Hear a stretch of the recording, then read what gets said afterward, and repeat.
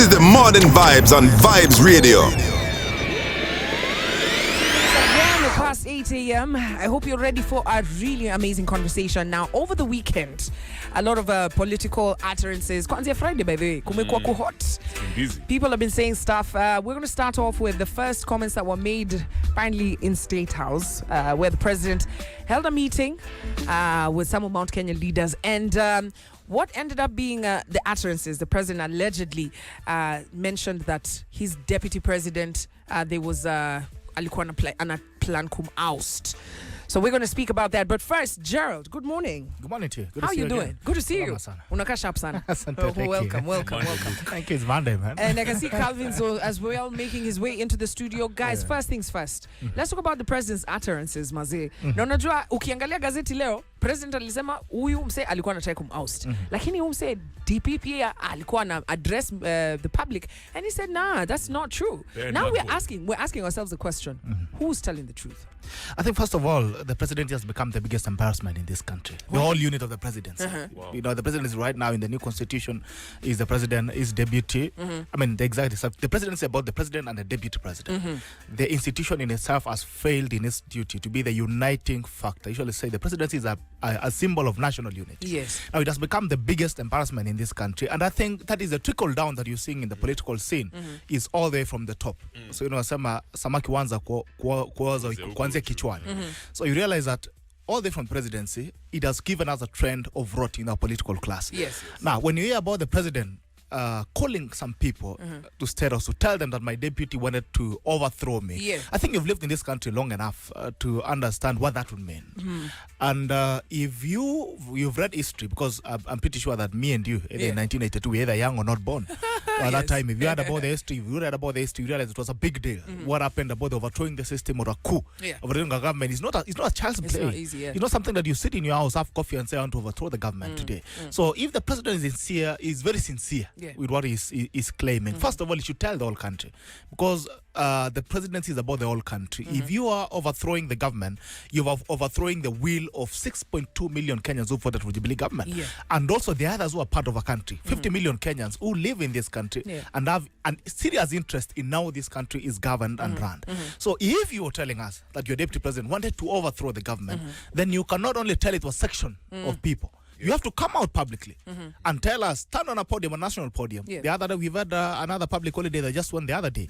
Is that an opportunity from 2017, assuming this thing happened post-2017, because they've been okay. 2017 elections, we did 3 elections. They were fine. We never had the president complaining. Post-handshake is when we saw some level of difference. And he's saying that the handshake came because this guy wanted to overthrow me. Then let's assume, fine, it's sincere. He was right about what he's saying. Is that an opportunity for 4 years to tell us about this? Why now? But what somebody can also say, if truly, I mean, the timing is a bit weird, but at the same time, if the deputy president felt like the handshake was really not about him, you know, he was never included, people saying Mbona could resign from the get-go. Read from the history of this. You're talking about a government that is being overthrown. It's a matter of national importance. These are two different things. Okay. A deputy president resigning plus a president being overthrown by whichever means, because it can mean even killing the president. That is treasonous in itself. No, but I'm saying clearly they didn't want to work clearly. So let's look at this. We have a country that has an intelligence system. Is it? We talk about, we have NIS, we have CID, we have these guys who run around with Subarus and Beba people. I mean, we have a country that runs. Are we, first of all, saying that we are casting doubt in our intelligence system? Because then the deputy president would have been snookered already, arrested and taken to court to answer on those treasonous cases. So your concern, Gerald, is... My concern is, now he's telling those elders so that he can do what? So you're saying, so your concern is, why didn't he take any action with the intelligence? My biggest concern is how the president is behaving. He's behaving like he's not the president, like he's a politician who's running for a position. He is a politician. Because a politician running for a position can say anything. But when you're at a certain position, even me, I have an opinion on a lot of things. Now, before we hear before we hear what Calvin has to say, now remember, also the president has mentioned that there's a time he also insinuated that the DP is corrupt. And I remember there was also these questions that if you have evidence on this, why aren't you acting on it? And so again, here's another concern he's raising it to Mount Kenya leaders, saying this DP tried to oust me. Kevin has raised a very important question. He's asked timing. The timing of this allegation. Let me ask you. I find it so I mean, it's so apt and very straight the way you're saying it. He's telling it to Mount Kenya people. We have how many regions in this country? We have 8 former provinces in this country, 8 regions. They are all a part of Kenya. They are not a diaspora. He needs to speak to all these Kenyans. Now, the president probably, I don't know, from a political angle, probably is realizing that he cannot convince his people on the basis of issues. He cannot talk to them and tell them, because he's been trying it all this time. This and this, trying to move the people away from him. Now, it's a few months to elections. He still wants to influence his region towards what he thinks should be the way for that region. And he's realizing that talking about the development, talking about this guy is a thief, it's not new. It's not news. When you say William Ruto is a thief, it's not new. Right now, in cartoons draw William Ruto, he puts that thing, Kalasinga Draban on his head. So when you say that it's not news and people are not moved at all. So now he's appealing to their emotions. He's now he wants to appeal to his the emotions of his people and tell them that, you know, this guy wanted to finish your son. He tried to overthrow you, government that's in it, and your own son. Because when I tell you I want to overthrow Combox from the show, it means I have to get Combo off the way. You got to do some. All right, so Calvins, thank you for joining us. We're talking about the utterances. We're trying to figure out, because this impeachment claims on one end from the president saying, look, this guy tried to impeach me. On the other end, Deputy President William Ruto has come out clearly and said it's not true. So what should we make of these comments? I'm sorry for late, but on my side, Kuna pressure. On my side, iko ni ukweli. Ruto ako na ile angry ya power, yani angefanya anything. Angefanya, ako desperate na ako ready kufanya anything ile ingekuwa power. So I think Uhuru Kenyatta come to realize late, or hata kama iko na siasa, but Uhuru angeanza kumpiga mapema. But also President Uhuru Kenyatta anajua nini inafaa na nani anafaa achukue kiti akitoka, kwa sababu hata wewe mwenyewe vile uko hapa kwa kazi, mdozi wa hapa anajua nani anaweza kureplace. True. Hawezi chukua anybody replace. So mambo ya President Uhuru Kenyatta kusema hiyo ni kitu ya ukweli ya kwamba William Ruto anaweza fanya ni ile tu amekuja late tare Mount Kenya region, hata tukifanya nini already iko kwa Ruto. So anajaribu kunini na emotions ya wao watu vile jamaa wanasema. But Calvin, let me ask you, sorry to cut you short. Juzi tulicheki Livondo allegedly akisema the people who were planning to take down the president, flight ilikuwa ndo wonder flight ika change from Dubai. Lafter na hizi stories za impeachment. Ruto on the other hand anasema ni propaganda. Sisi hatujui facts. What should we believe? I want you to hold that thought, Calvin's 25 minutes past 8 a.m. I want you to remember you're on Morning Vibes, and we're having a conversation about some of the politics that's happened between Friday and today, and also this week being a hot last month of March as we get into April. Remember, sasa transfer season inaenda kufungua. What's going to happen? This is the Modern Vibes on Vibes Radio. And we're having a conversation kwa Mjadala koto public opinion. In studio, we've got Calvins and Gerald Bitok. Yes, tunaongea juu ya mambo za utterances that were made over the weekend. President anasema kwamba DP alikuwa, actually the reason why he had to do the handshake, alikuwa anaongea with 3,000 elders from Mount Kenya over the weekend. Now, it's the response that the DP gave that's actually formed this conversation. The DP, if you're reading The Nation today, akasema this one yesterday, anasema, I'm not a fool, a drunkard or a madman to help put up together a government and then go behind it and plan to remove it. As the DP, I know what I must do, and it has never happened that I will do anything to bring down our government. To those spreading the propaganda, shame on you. Shame. You deserve nothing but shame. I want to ask our friends, please respect those of us that campaigned for Kenyatta and made him president. Please don't sink that low now that your project has been rejected. Now, who is he addressing? Because it's the president who said that he tried to impeach him. First of all, your project. Then first of all, you know which project is it? I say that's because maybe you're seeing your project is being defeated, and know probably it's definitely referring to the president. Is his project the Raila Odinga? Yes. he speaks about your project, of course, he's referring to the president. And he speaks about don't go low because, and who is going low? The president. So he's addressing the president without addressing him. And this, the most interesting thing is the funny games that these guys have been playing. The two of them, they have been attacking each other indirectly. At no single point has Uhuru Kenyatta mentioned William Ruto. He just keeps referring to him using very big words and all that. He's never really faced him head to head and tell him, I'm referring to William Ruto. And also William Ruto has never really referred to his boss, the president. He's always just spoken around the issues that he has spoken about. So, and sometimes I find it so weird because in the past we've had very direct attacks in politics. Look at the Nusumkate government between Mwai Kibaki and Raila Odinga. These are the guys who used to directly hit each other. Kibaki unanipea nusu mkeka, unanipea podium bila choo. Now Kibaki pia anasema unapiga kelele huko, Raila Odinga, you want to kill the government from within, directly referring to each other's names. So sometimes I find the relationship between the president and this deputy to be so weird and so queer. And sometimes from a mental point of view, you wonder what to think. At some point, there's been speculations that could they be playing a game? Could these guys be playing some kind of a ping pong game? Because look at it. The president has never really managed to destroy his deputy. All this time, he's had a very long time, many years to do that. He has not directly gone for his guy's neck. And the deputy president as well, as much as he keeps replying to his boss, he's never really gone directly for him.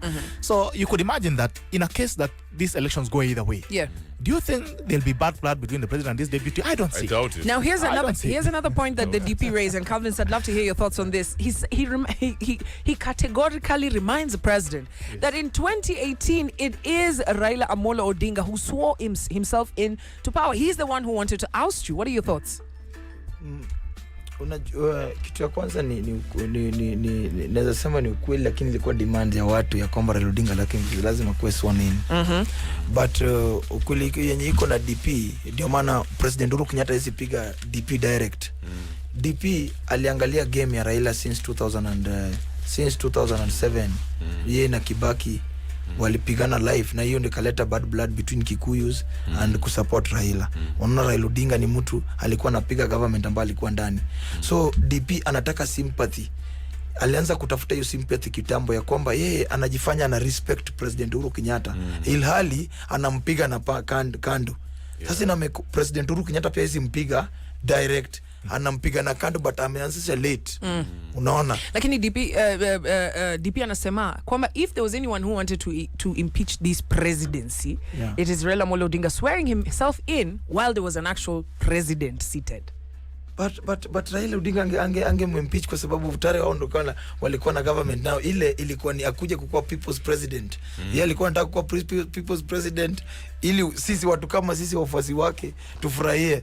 But ukweli nyiko hata ukiangalia vile walifanya hiyo swearing in ilikuwa late, na hata Uhuru Kenyatta ni kama alijua juu Kenya. Unafikiri Uhuru Kenyatta aliona kwamba lazima iko na impact iko na impact ya pili. But legally I have but legally look legally at we have a constitution, we have a nation, and sometimes I hear the way these guys talk about that issue as if it's just you went into your house, put on a webcam and went live on Facebook and said I'm swearing I'm serving. That was literally what I mean my guy, and when that swearing in was happening, unajua unasema ilikuwa mabeshte sijui around ni nini. I mean, was the president happy with that swearing in? For me, I think with the more I analyze as an analyst, the more I analyze that swearing in, the more I realize that the president was in it. And I come to really, and when you look at it, you realize that even this handshake thing, there's a possibility it was negotiated earlier. Now, if you talk to these politicians, they'll tell you that immediately after the first re-election of Jubilee government in 2017, there was a PG meeting in State House that was scheduled to happen at 7:30. It happened at 10:30, almost 2 hours past time. And the way the president addressed the MPs, members of Jubilee Party, was so unusual that most of them were shocked. They were wondering, is he the same person that we campaigned for? Now, then the elections were nullified. He came back and wangwana sao hiyo maneno, turudi kazini. Kujeni turudi. They had the repeat of the elections, and I mean, they won again. And the president from that time must become something else. Now, look at it. Look at the day of the swearing in. In the morning, there were police officers who were supposed to block Uhuru Park. People somehow got in. Yeah. For the police system that we knew that used to terrorize NASA supporters every single Tuesday. The tear gas, some other people being broken, legs were being broken and all these things. You realize that event at Uhuru Park was so well. At some point even there were no police officers. At all. And the event ran so well. It was like a public holiday. And finally we had the people's president in the evening. And a couple of months down the line, we have a handshake. I mean, the more you look at this, and I can tell you, the problem with Kenyan politics is that that's a foundation of deceit. You know, people can be sitting in a table and they're lying to each other. All right. No. Let me just add on to. Just hold on. Let me just. So if we are talking about overthrowing government, the facts are there. So now we know who has made those attempts very publicly. Muranga Senator Irungu Kangata, I'd love to hear what Calvin has to say about this. Noted that the president once handed over power to his deputy when he was attending hearings at The Hague, yet he was not shortchanged. Right? I don't know if you remember that. Akamwachia kiti. Mbona kufanya hiyo overthrowing hapo. It says the message Uhuru has sent to us is there's nothing wrong with plotting impeachments or change of government. It's true Mr. Odinga once wanted to overthrow Uhuru openly and publicly. Another someone who's mentioned something about this is Kikuyu MP Kimani Ichung'wah, who's cautioned President Kenyatta and the Azimio team against spreading propaganda to divide Kenyans. They started calling DP a thief. It didn't work. Now they're saying he wanted to impeach the president. They have nothing apart from selling propaganda. ANC leader Musalia Mudavadi has also laughed off the allegations. How can the DP plot to remove his boss from office? He is still President Kenyatta's deputy. This is clearly deceiving the public. And KO South MP Daniel Rono amesema he's described it as hot air. Right? Remember, these are people allied to the DP. Right? This actually leads now to the question for Calvin. Ukisikia hizo stories wote hapo hivyo with the references from all these MPs. I mean, should we believe in all these things tunaambiwa about? Or the DP planned sijui to impeach? Or sijui, isn't it propaganda ama they actually facts? Unajua DP mi upande yangu kama mtu ambaye ana support Odinga, DP sasa ana feel zile vitu Odinga alikuwa na feel kwa hizo miaka zote. Kwa sababu Raila Odinga aliambianga DP ya kwamba usitoke, tusiwachane saa hii after election ya 2007 kwanza to fix vitu. Unaona juu hii kitu ambayo inaniit leo hata wewe pia itakuja kukusumbua. The same zile propaganda ilikuwa nawekea Raila Odinga ya kwamba alijaribu kufanya na 82. Raila Odinga ni mtu wa kupindua serikali, Raila ni mtu wa maandamano, Raila ni mtu hawezi kaa kutulia kwa serikali. The same hizo vitu leo hii inafanyikia William Ruto. So I think ni wakati sasa watu wengine wanaanza kufeel ya kwamba kumbe Raila Odinga alikuwa anapigania ili system ikue poa, iwekwe poa kwa mtu yeyote ambaye ukesha anataka president anapata kama umewekewa field. So unasema easy allegations zenye president ana make towards DP are similar to the ones that used to be made on Raila and they weren't true. So they're not true. So hatuwezi jua, lakini hiyo ni vitu tumepitia sisi kama supporters wa Raila Odinga, tumepitia hiyo. But it can affect vile watu wanavote. For example, in Mount Kenya, when unasikia wanasema DP alikuwa kuni impeach, DP apparently was due to all these rumors. Unadhani this affect voting patterns? Mount Kenya yezi affect kwa sababu gani? Mount Kenya ni watu walishahubiriwa ubaya Raila since kama ni watoto wadogo. So sasa hata ukikuja na njia gani hata kuwe uzuri gani?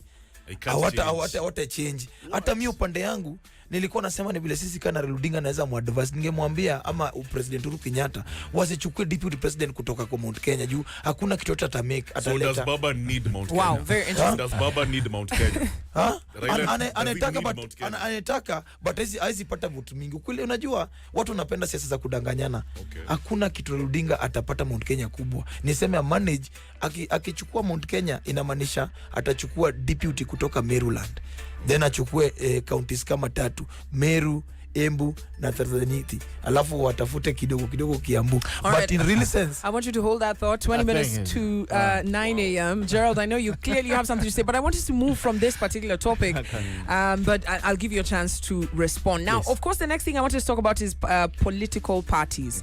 There was a deadline that just petered on, that's the 26th.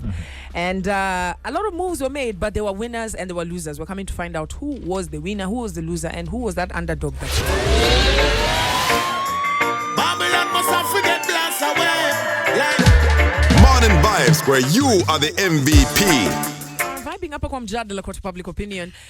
Hey, and the conversation is heated. Inashika. We're talking about some utterances that President made and Asema Kwamba there was impeachment plans against him, and he actually pointed fingers at the deputy president. Now in studio we've got Calvin Sokoth, who is the people's president. Calvin, nice. Why are you called the people's president? I'm the Bunge president. The Bunge president. Yeah. What does that mean? Bunge la wananchi ni ya kuchukua opinion yenye iko chini. Yeah. Na also tunafanyanga election. Tulikuwa na election last year. Ambao niliwin. All right. So Calvin Sokoth, Bunge la Wananchi. And we also have Gerald Bitok, who is a political analyst and strategist. Now, before we took the break, tunaongea juu ya political alignment, right? And the 26th of March was the deadline for aspirants who wanted to switch parties. And yes, there are aspirants who lost. Now, looking at the nation, Jubilee and ANC ndo walikuwa some of the biggest losers, while UDA, Ruto's party actually had a lot of Jubilee members who joined. At least 125 elected leaders, including governors, joined UDA, and most of them coming from Jubilee. What does this mean? Before I got there, I was just listening to my brother here, and sometimes I find it so ridiculous the things that they say, especially supporters of Raila Odinga. They seem to be evolving every single day and finding different issues. In 2017, they explained the handshake as a strategy to fix the electoral injustices, to fix the electoral system. Now, 4 years post handshake, what changes has been made to electoral system? Still the same thing, and nobody has been changed. No structure has been changed. No strategy has been changed. In fact, it's worse. Because today IBC are complaining that we don't have enough funds to run our activities. The other day we had an empty seat of a CEO for 4 years. They was just filled the other day, and there seems to be a lot of discomfort around the way the decision was made, because there's a guy who has been in the system for all that time. We subjected thousands of Kenyans to an interview exercise, and then I was like, bro, endelea na ile kazi ulikuwa unafanya. So I mean, when you look at the it has not fixed anything. So when I hear these guys saying that we went into an handshake to fix the electoral system, or William Ruto used to cry about, used to laugh when Raila was crying about the system, and Raila wanted to fix the system. When Raila has then an opportunity to fix the system, now he's become the system. And the other speaker are saying, this time, tuko na system. You had Buru Odinga saying that. Junet Mohammed in parliament this time tuko ndani. Aliongea akasema, this government will punish you more to ever punish me. Revolutions, it's its own children. Until he was that baby on the laps of the system, he has forgotten about it. So the story of ODM and this guy from Manasa, someone can argue changes, that the BBI was part of the constitutional now, changes. Let me ask you, okay, the issue that you're talking about IBC, IBC is not, it's a body in the constitution that you can even you can rectify, and you can manage it within a parliamentary act. Right? You don't need to give us a new constitution. If these guys were serious about these issues to do with BBI, so you're saying the goodwill they is have not the there. numbers in parliament. So you're saying the goodwill those is are not what you're calling the base, the sweets in the whole saga that was BBI. BBI was all about the people, the big people, the systems, and these positions and all that. It was never about the issues that we were talking about. Going to alignments. No, hold on. Calvin, we have to give Calvin a chance. I was responding to him. So if you give, then I laugh to respond again. Calvin, do you have anything to say about what he just said? Anasema bana venye ulisema tiselera hao alikuwa na go through this, watu wao wako nakubali, lakini sasa yuko ndani, mbona haja change hizi vitu? Sasa Raila Odinga bado hajakuwa ndani. Nafikiri anakuwa ndani kuanzia mwezi wa 9. So amekuwa tu akihang around. So alikuwa na, unajua jirani hawezi panga nyumba yako. Lazima kuwe kwa hiyo nyumba. So kitu ya kwanza, wacha Raila Odinga kuwe president. Sasa hatutaki kujua atakuwa na mbinu gani. Ikuwe ni ya system ni mbaya, lakini inaweza tu favor. Wachi kuwe kisha kuwa aenda change vitu kama konda akondani. Let's listen to that. Just listen to that. I mean, just listen to that. I think it is important to note that Calvin is a fan of Raila Odinga and a supporter. Follower. Kabisa. Just listen to that. Now, his best. That's his best. But guys, let me ask you. Now we're getting into the primaries from the 1st of April until the 21st. Like you said, Sheila, we're getting ready for this very aggressive moment. No, aggressive is not the word. Scary and sensitive. I'll start with you. No, but I had asked a question. It was about the parties. About the parties, you're talking about the alignments and the UDA 125 people moved in. Yes. UDA, first of all, UDA is just Jubilee. Jubilee in itself is dead. Jubilee is dead. UDA is now Jubilee. If you look at the alignments, the way the political environment has been, it's just the same. No, so UDA is Jubilee and NASA is now what you're calling Azimio, but now minus Musalia Mudavadi and minus Wetangula. Yeah. So it's in short, we can say that maybe the former Jubilee is now gaining. Branded is gaining in numbers, and you try to understand this by the energy that comes from both sides. First of all, you're listening about the democracy that is in ODM and the plan of dishing out tickets and all this. And these are politicians. You must realize that you're dealing with politicians who feel, politicians hakuna mwanasiasa maishindwa akasema alishindwa. Anasemanga nimeibiwa. So every politician knows they're going to win a seat and they want an opportunity to contest in a way that they feel is fair. So I want to believe that is why probably UDA is gaining more followers on its side. And again, the energy that has been able to rouse across the country gives the public confidence for politicians to say, okay, we want to align with these people. But when you look, if you want to understand 2022 politics, by the way, you must look at it backwards. Look back at 2017. Which formations did we have? We had NASA on this side. We had Jubilee on this side. Which principles were there? We had Musalia Mudavadi, we had Kalonzo Musyoka, we had Wetangula. On the other side, we had Jubilee, Uhuru Kenyatta, we had William Ruto, who are the main principles on that side. Now, there isn't much that has changed. It's only that Uhuru Kenyatta has made a switch, and Musalia Mudavadi and Wetangula have also made a switch on his other side. So look at it backwards. You want to understand 2022, read 2017 minus the players who have moved. Now, if you ask me about the movements in terms of who is gaining and who is losing, I think the UDA or Kenya Kwanza side is gaining more. In what sense? Because now look at it. This is a block. You're talking about a cake. These were two cakes. NASA, Jubilee.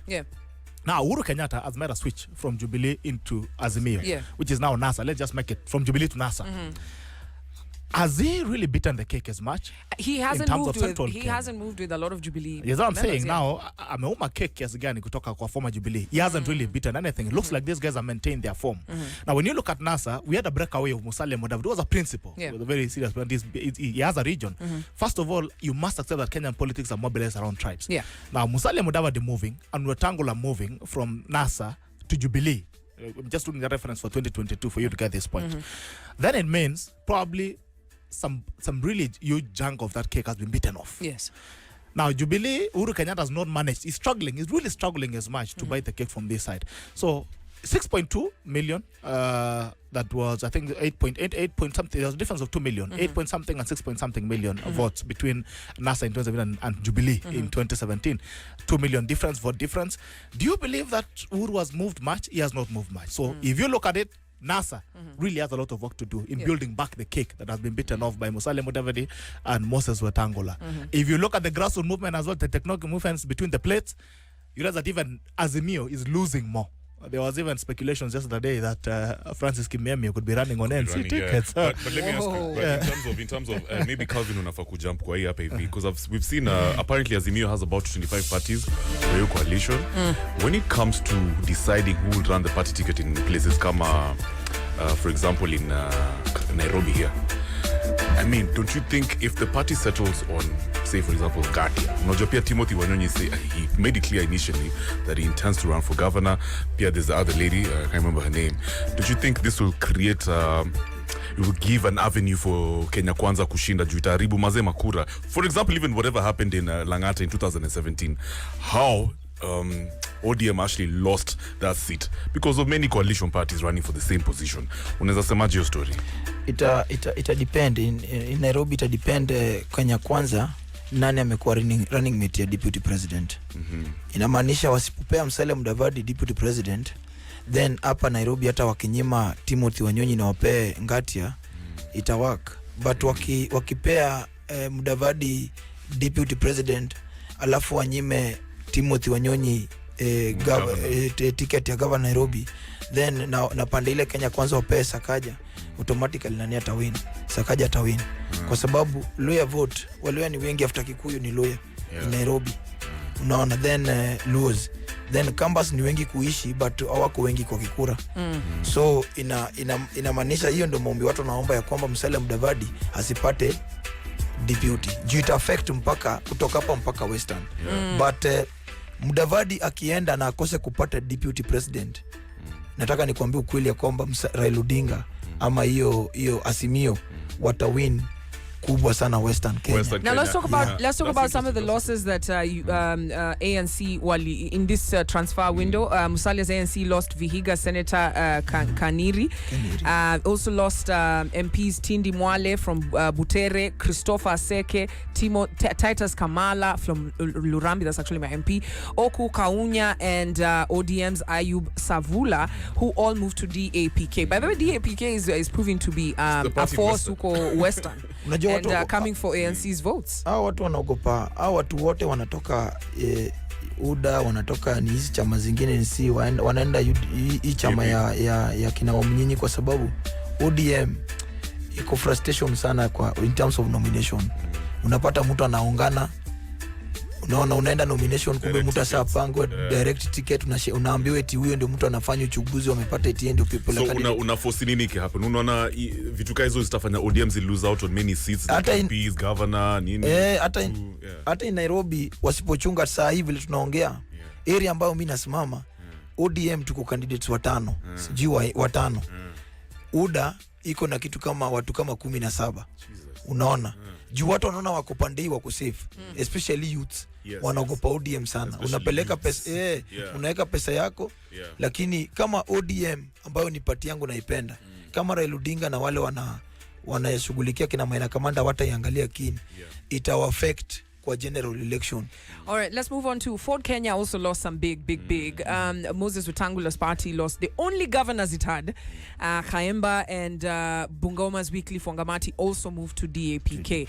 What does this mean for Moses Wetangula? Remember, former Ford Kenya deputy party leader Richard Onyonka also joined ODM. What does this mean for Moses Wetangula?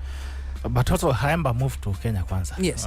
The point of correction didn't move, for he's still within the fray. You know, Kenyan politics, we have a lot of bedrooms. Yeah. You've moved from the master. In the same house. Lakini bado tuko within, uko area. So I mean, he hasn't lost mind. Now, on the issues of Western Kenya, you first of all, you must understand the way Western Kenya operates. Jubilee, without Moses Wetangula, without Mudavadi, without all these Western leaders, in 2017 got 8 MPs. 1, 2, 3, 4, 5, 6, 7, 8. 8 MPs.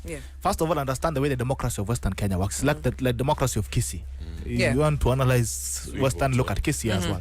There are people that don't have a problem even with voting you with your own party. You just come and say, ini chama yangu nimefungola into a vice party of Kenya, and they'll give you a vote. So there's the democracy that allows small parties to thrive in Western Kenya, and that's what is giving leverage to DAP. And people also are trying to run away from the bigger parties. If you look at this politics, it is this election will be one of the elections that will have two types of aspirants, independent. A lot of them will come in, and small parties finally as being embraced away from the bigger parties. And most candidates are finding it easier to run, especially who are running for MPs, MCA, and other small positions. They're finding it easier to run on small parties than come to ODM, maybe, which is a bigger party that you start youngering each other about the nomination certificates and all that. So when you look at Western Kenya, there's no serious alarm. You can only imagine how the people are going to align. The general, because Western Kenya, they can vote for anyone here. Lakini wakiamua mahali pale juu, that's what they will do. And that's why you have every form of MPs in Western Kenya from different parties.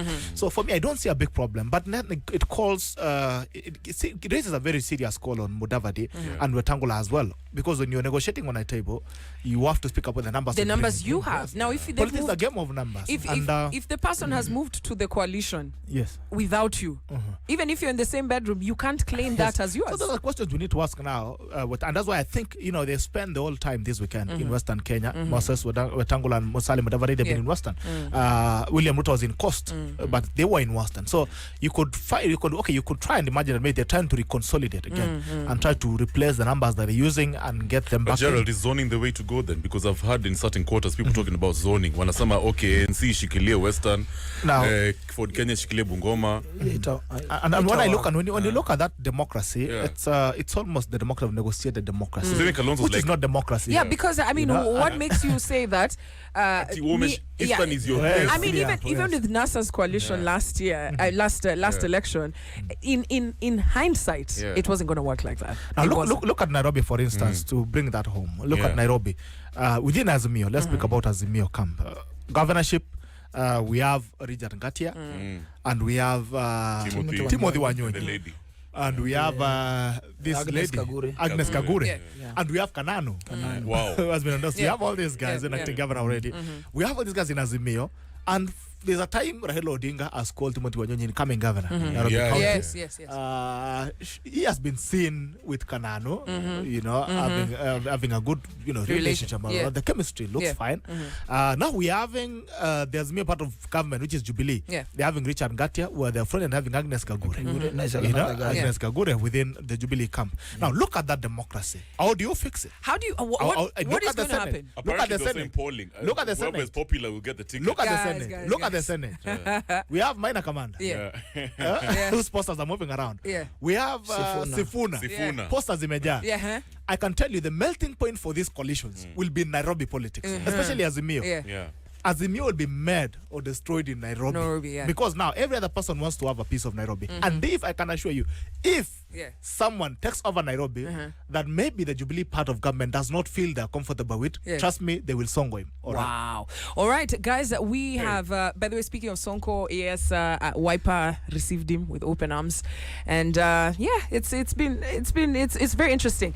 I want, I'm going to ask you off air. Yeah. Who you think is going to be the nominee? We also saw Bahati running for Madari. Yeah, man. It's mad things right here. Thank you so much, guys. It's been a fantastic conversation. We're almost at the top of the hour. Remember, that's been Mjadala, Court of Public Opinion. Rebels and reggae heads, start your day the MVP way, where you are the MVP. No negative vibes.